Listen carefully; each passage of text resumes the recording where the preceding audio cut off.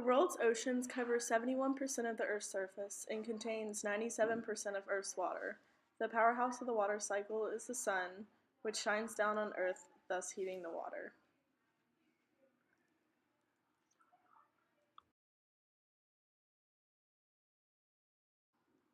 The heat from the sun makes the molecules vibrate and move at a rapid speed.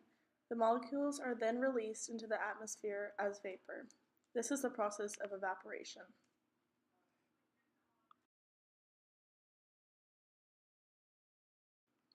This evaporated water collects in the clouds and is converted back to a liquid state and is stored as droplets.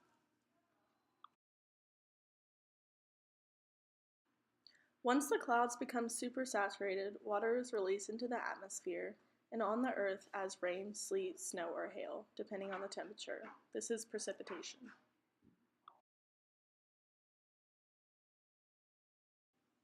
When the water that has precipitated seeps into the Earth's surface, it becomes groundwater. It is able to travel through the Earth's soil by passing through gaps between particles. Runoff is when water flows back into Earth's bodies of water.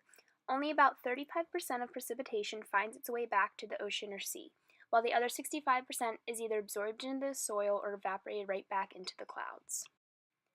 Now that you know how the water cycle works, here are some ways to protect Earth's water and keep it clean from pollution.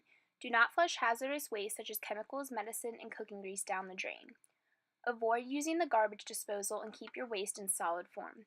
Conserve water by taking shorter showers and running the dishwasher less frequently.